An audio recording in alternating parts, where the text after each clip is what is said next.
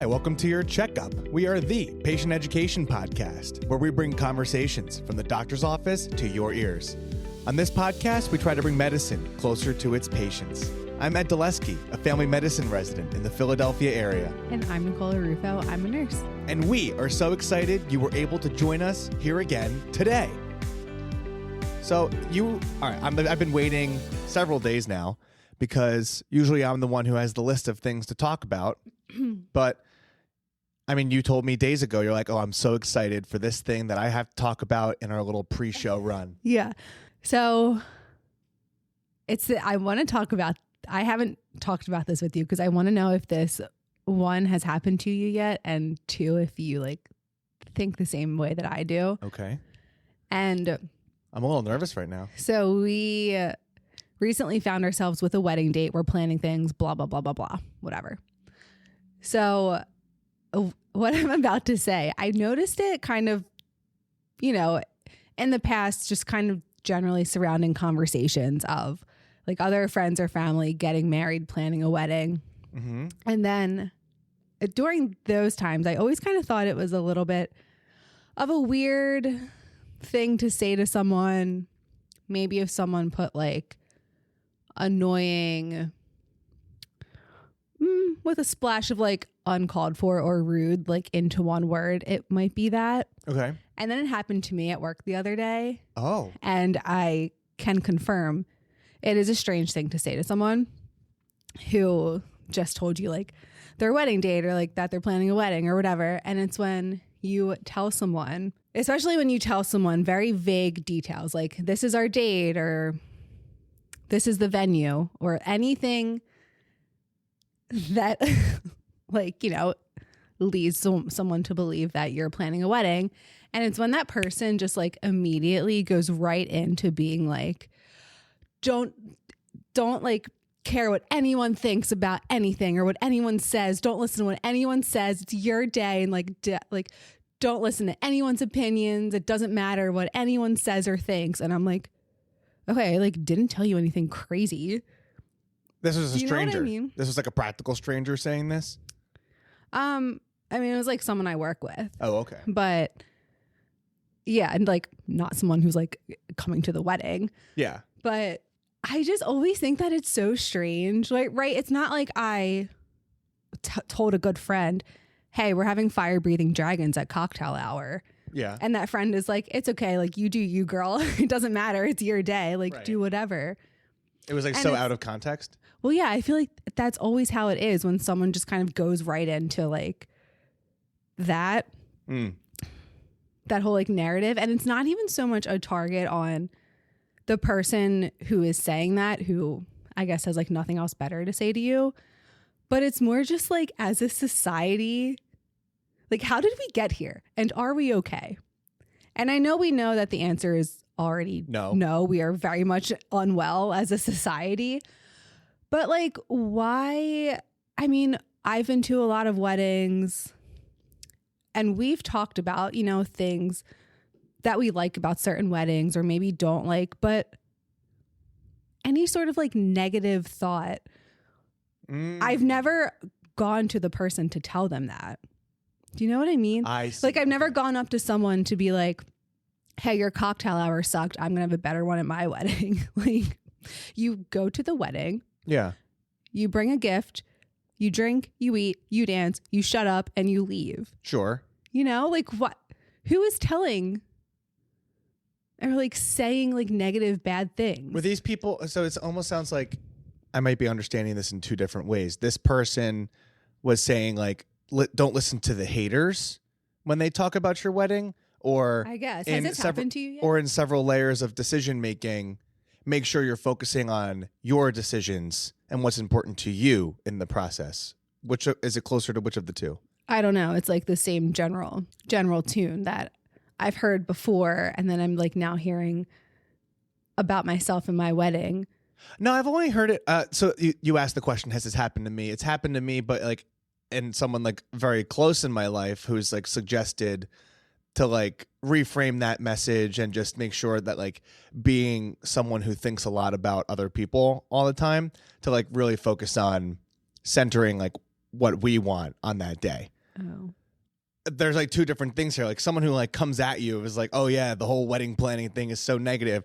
Also, not for nothing, like we're pretty efficient at it. We are efficient. And like there are two groups of people who should have opinions about it.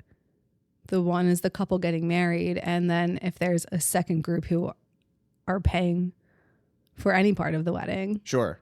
then like, yeah, fine. It's your money. You get an opinion. Oh yeah. You know? Well, I think, in terms of wedding planning, and if we're like, that's something that's going on in someone's life, it is the easiest low hanging fruit for small talk possible, but they chose like a negative connotation on it. Yeah. Which, going back to my point, like, why are we as a, like, do you know what I'm saying?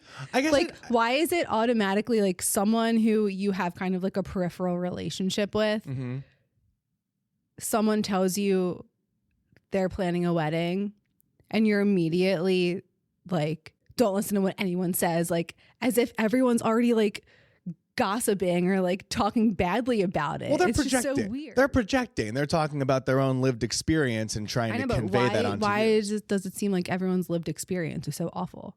Well, honestly, it's been fine. Yeah, no, it's been, it has been fine. I think we've been working really well together on this thing. We work well under pressure, clearly. Also, the internet's made it so much easier to accomplish tasks than like ever before, or like meeting with people. Like you can plan to meet 4 different people on one day. But like, no, when I go to work and I'm like in the back and I'm like, ask next time you're in clinic, I guess that's when you're mostly with everyone. Yeah. Because like everyone in your class is like engaged or like getting married a lot or of recently people got married. Recently. Ask them if they think it's weird. But I feel like people always do that. Or even if it's like someone close to you who like, whatever, it's like they're so excited for you. And then it's like, oh, don't listen to what anyone says. Like what? Well, I think it's a hard thing. Also, I wasn't just because like that's who I am as a person. Right. You're much better at that than like certainly me and probably a lot of people, where it's tough. That's a tough thing to do. And what is? To like take that advice and like only listen to what you want and what. Oh, yeah. I think it's because I keep getting served this content of like what some might call an attitude problem of a girl who is the firstborn child, only daughter, and only granddaughter. And that's me. Like, God help my parents and you. But like, I don't know. Maybe I just don't care about anyone's opinions. And that's just because birth order. So it's firstborn, only daughter, only granddaughter. Mm-hmm. Yeah. Okay. I'm even like looking through this and I'm like, well, I would say my experience at work has been like neutral, positive platitudes. I mean, I think a lot of people like had been asking and were celebrating that there was a plan. And I also like, I don't know, I keep to myself a decent amount. So people were like, I did ask one question. I was like, how do you determine from one DJ to another? And someone gave me some advice. And then I came back the next day and I was like, yeah, we chose this DJ. And they were like, what? You picked a DJ already? I'm like, yeah, we don't mess around here. Yeah, we got stuff done. Work well under pressure. That's usually why we record these episodes the day before they go out. What are we going to talk about today, Nick? Today, we're having a seasonal episode and we're talking about allergies. And this is, I mean, near and dear to your heart. Yeah, I'm an allergic girly. Very atopic person. Yeah, it really bothers you. I think your primary was even impressed with how much it bothers you. Mm-hmm. And I think we're like just a hair before the season is starting. So perhaps with this episode, our very thoughtful, intelligent audience will be a little more prepared for what may coming in the rest of spring. I mean, there's like really nothing you can do, but that's not true. We're going to arm you with several tools today to be able to help navigate your allergic rhinitis. And so that's exactly what we're talking about today is allergic rhinitis, sometimes otherwise called hay fever. It affects literally so many people. It is approximately 20% of people of all ages. Honestly, that feels low. And it might feel low. That is 1 in 5 people. And so while it's common, the quality on life, I mean, you as an example, and I'm thinking of my friend Austin, like the quality of life impact is substantial. And so today we're going to discuss what allergic rhinitis is, its causes, symptoms, diagnosis, and then we are going to dive in on the 2 arms of treatment options, trigger avoidance, and what medications you can use. So Nikki, why don't you tell us a little bit, since this is your coup d'etat, what is allergic rhinitis? So rhinitis means inflammation of the nasal passages, and there are, you can have like rhinitis with a cold, but allergic rhinitis specifically is a nasal reaction to an allergen, which are small airborne particles that you breathe in, and then you have a histamine reaction, and your face and respiratory system kind of freak out for a couple weeks. Yeah, that's for lack of a better explanation. Totally.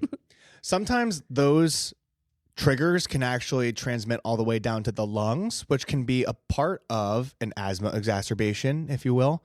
And sometimes they can also travel to the eyes and give something called allergic conjunctivitis. Oh my God. The itchy eyes are like the worst thing ever.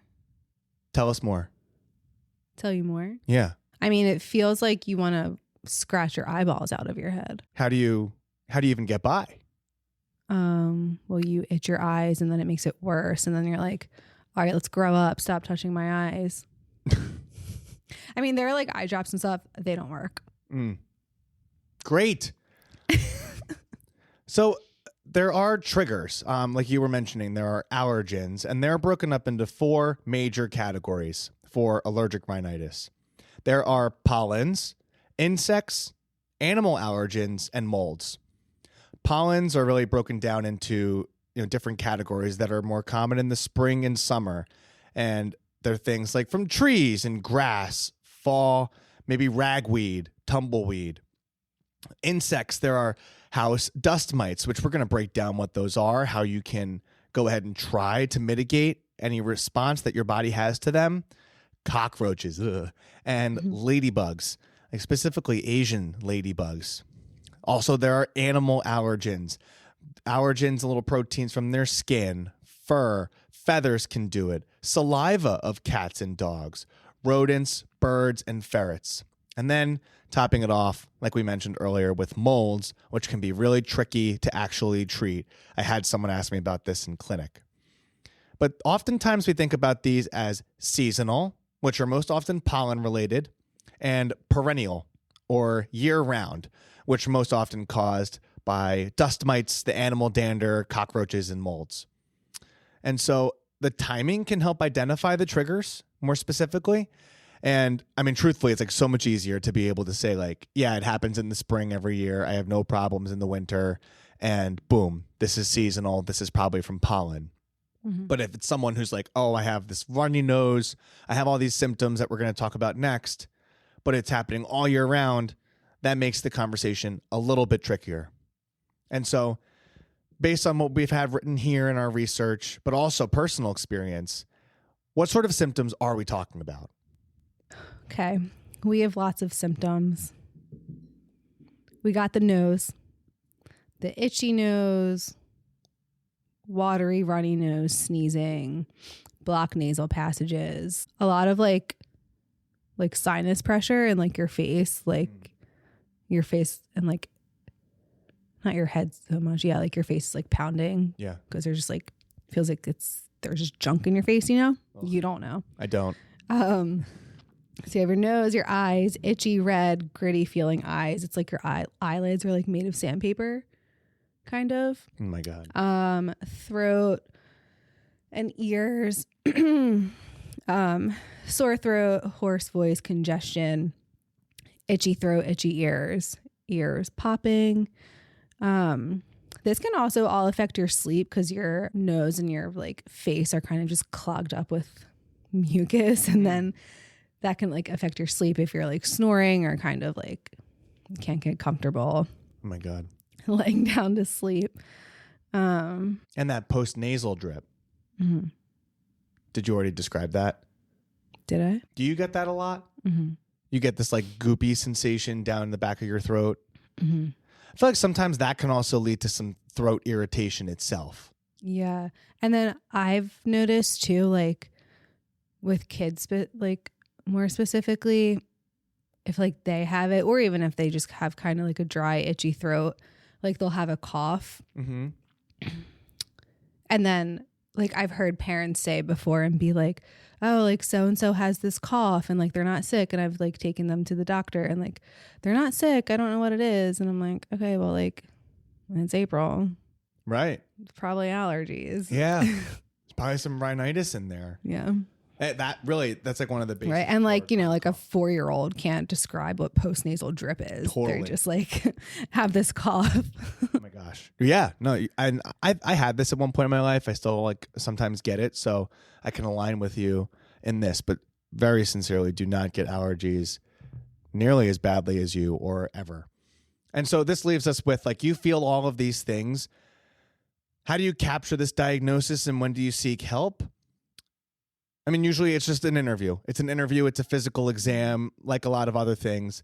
But a part of that conversation that you can come armed with to your doctor is already reflecting on the allergens that you could possibly be experiencing. So keeping an eye out for these things that are bothering you might be able to help you. Because, I mean, truthfully, if I'm talking to someone, letting them tell me like what bothers them is the answer, because now after this, we're going to talk about avoiding triggers, some of the most common ones.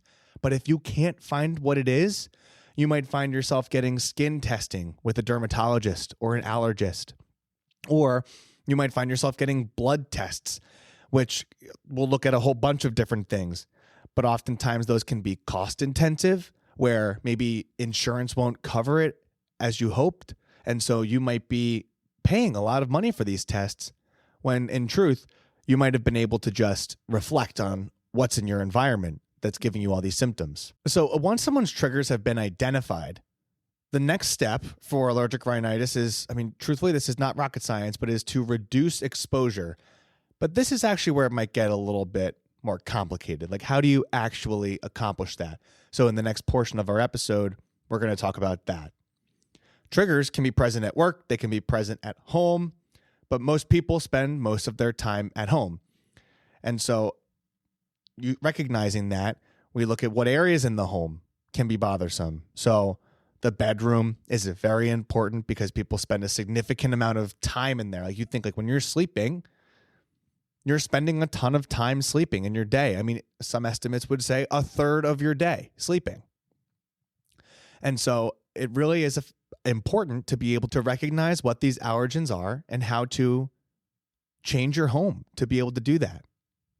All right, let's talk about dust mites first. How are we trying to avoid that? Yeah. So dust mites are microscopic insects.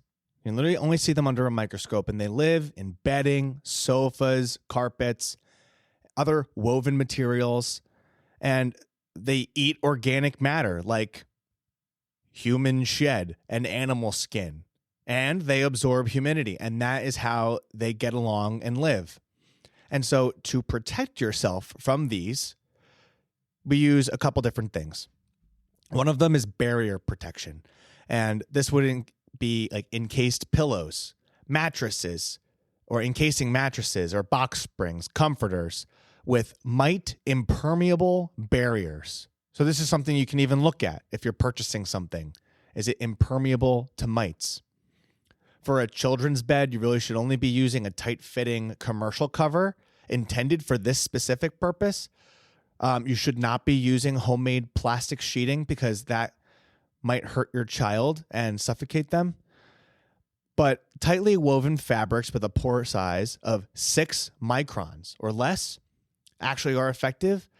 And then anything 2 and above still lets air through. 2 microns and above still lets air through. So it's still breathable in a way. Another thing is washing your bedding. The suggestion here is to wash your sheets and blankets weekly in warm water with detergent and dry them in an electric dryer on the hot setting. When you vacuum and you're dusting, it's important to think about using a high efficiency particulate air filter or a HEPA filter. Now, I don't think it's slam dunk in the literature that these are like foolproof at helping, but it might help. And so it's something to consider. And make sure you're dusting regularly. And really try to minimize soft furnishings. Reducing clutter and keeping other furniture where people spend most of their time clean will be really helpful. Honestly, sometimes you have to minimize even stuffed toys in children's bedrooms. And one of the most common things that you'll see throughout all of our thoughts here are that humidity control is and remains very important. So dehumidifiers may be helpful, keeping the humidity in the air less than 50%, but humidifiers themselves may worsen the problem because dust mites don't like dry air. And then lastly, avoid sleeping on upholstered furniture. Like, don't sleep on the couch the best you can. So that was dust mites. Nikki, can you take us through a little bit more about our beloved pets, animal dander and animal allergens? I can. So animal dander is the dead skin that is shed off of animals. Any breed of a dog or cat has this, and you can be allergic to. Cats are, or the primary allergen in cats is actually found in their saliva, skin glands, and in cats, it's not really like their fur. A lot of it is their saliva, skin glands, urinary tracts, meaning that those creepy skinless cats are not necessarily like an anti-allergy situation. And then I didn't know that. Me neither. And then there are also like rodents, birds, ferrets, but we're going to talk about our pets. Yeah. This is probably one of my top 5 fears in life, that we have a child that's allergic to Ollie. Oh my God. Because we'll have to get rid of the kid. Where's the closest orphanage? Because that's where you're going. Sorry. That was funny. I like that. No, but really though. Oh no, I hear you. Yeah. And this happened to a girl I used to work with. Her daughter has like severe allergies to like a lot of things. Yeah. And one was their dog, and they had to, well, then like another nurse I used to work with, who like she was close with, took the dog, and he's like living his best life. So it was a good, like, it turned out good, but like that's still so sad. That's so sad. You and your atopicness. I really hope that that doesn't get passed on. It does run in families though. So I know. Well, I got all my dermatological issues from our one and only Mary. So thanks for that. Appreciate it. So unfortunately, the most effective option if the allergen is your pet is removing the pet from the home. And that really sucks. And yeah, that's all I have to say about that. But maybe you'll have like a really nice friend, or I feel like when I hear about this happening, someone has like a really close like family member, like family friend that takes the dog or the cat, and all is well. Yeah, maybe like Karthik would take the kid. Yeah, Karthik I think would be a great dad, and I think Pri would be a great mom. So like I feel fine about it. Yeah. So what can happen is post-removal cleaning, like once you do suggest that the animal might move to a different home. This like this just now like with I just couldn't even imagine. Now we're sad. Yeah, now I'm sad. But just to say it out loud, it can take months for the allergen levels of the animal to drop from the house. And so like it may take that long for symptoms to improve.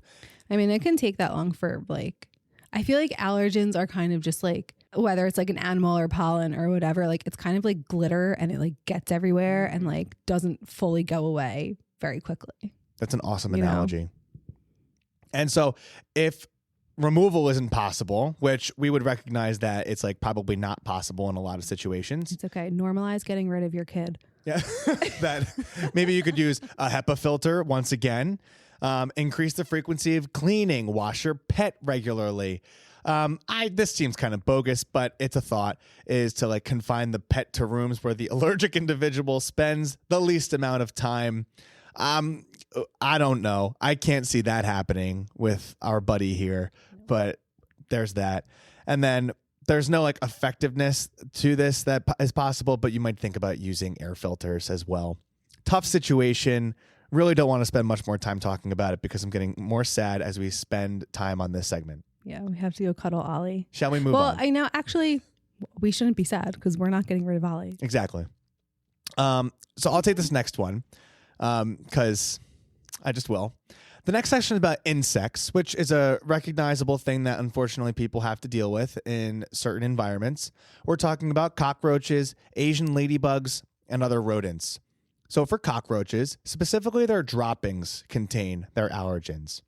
And control involves multiple baited traps or poisons, really getting rid of garbage and food waste as soon as possible, washing dishes and utensils immediately, quickly removing cockroach debris when you find it.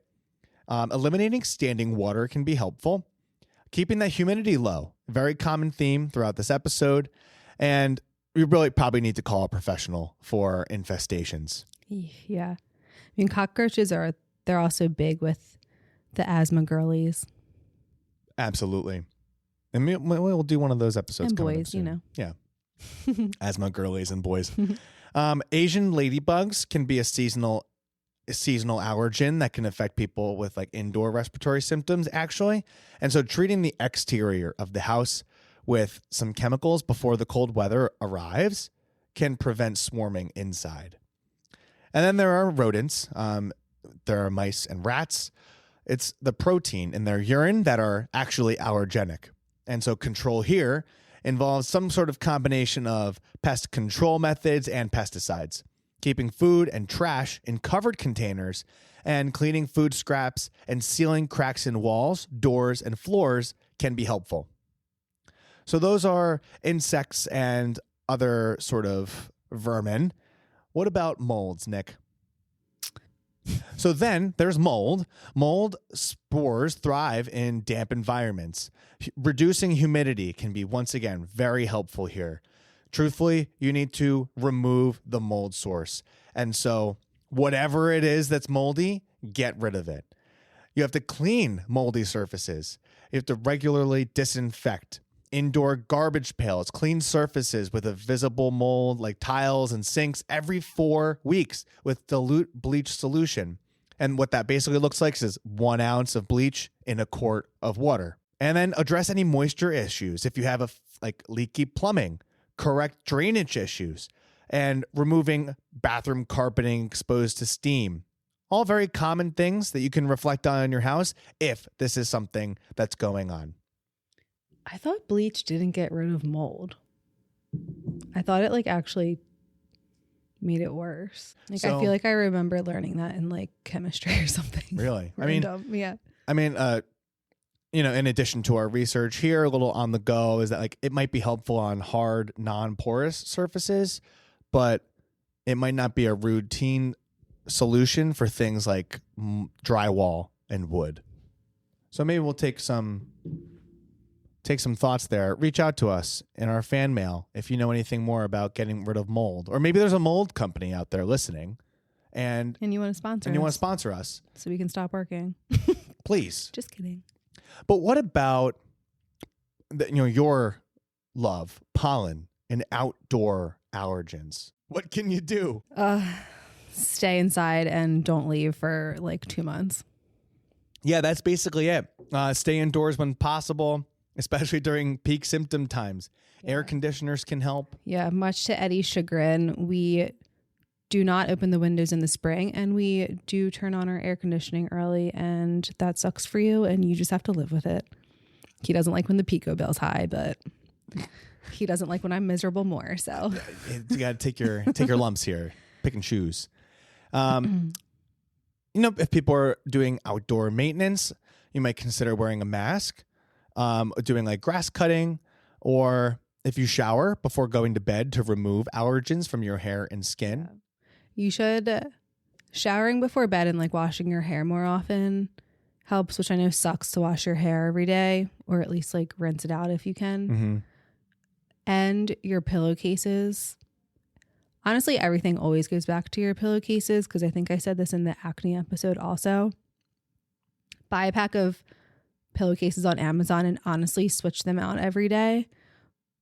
Wow. I feel like it's not realistic to like do a load of laundry for like a pillowcase, but switch them out, because whatever is like on your skin or in your hair, if you like didn't wash your hair that night, you're now laying on it and your face is all in it all night long, and now it's on your pillowcase and it stays on your pillowcase, and then you go to bed the next day. Maybe you did just take a shower and wash your hair, but now there's all this pollen because like I said, it's like glitter, right? It's everywhere and it never all goes away, and it's just always there. Mm-hmm. So now you're laying on this pillowcase that like has pollen on it. Huh. And then you wake up and feel like crap because you've been sleeping in pollen for 8 hours. Ollie agrees too. Yeah. Also, having a dog doesn't help if you're allergic to pollen, because like they're outside and then they have pollen and then they bring it in your house and they get glitter everywhere. And that's how that works. But yeah, pillowcases is a big thing, and I think you'll actually see a difference. That's awesome. Thank you for that. Oh, you're welcome. And something that we realized when we were recording this episode is that there is a lot of content about allergic rhinitis and how to take care of it at home. And so we're going to take a pause here as we talked about trigger avoidance, and then invite you back next week to continue the conversation about a really in-depth conversation about how we use medications to help manage allergic rhinitis. So see you then. And moreover, we want to thank you for coming back to another episode of Your Checkup. Hopefully you were able to learn something for yourself, a loved one, or an allergic neighbor. Please check out our website, find us on Instagram, send us an email, yourcheckuppod@gmail.com. And most importantly, stay healthy, my friends. Until next time, I'm Ed Dulesky. I'm Nicole Rufo. Thank you and goodbye. Bye. This information may provide a brief overview of diagnosis, treatment, and medications. It's not exhaustive and is a tool to help you understand potential options about your health. It doesn't cover all details about conditions, treatments, or medications for a specific person. This is not medical advice or an attempt to substitute medical advice. You should contact a healthcare provider for personalized guidance based on your unique circumstances. We explicitly disclaim any liability relating to the information given or its use. This content doesn't endorse any treatments or medications for a specific patient. Always talk to your healthcare provider for a complete information tailored to you. In short, I'm not your doctor. I am not your nurse. And make sure you go get your own checkup with your own personal doctor.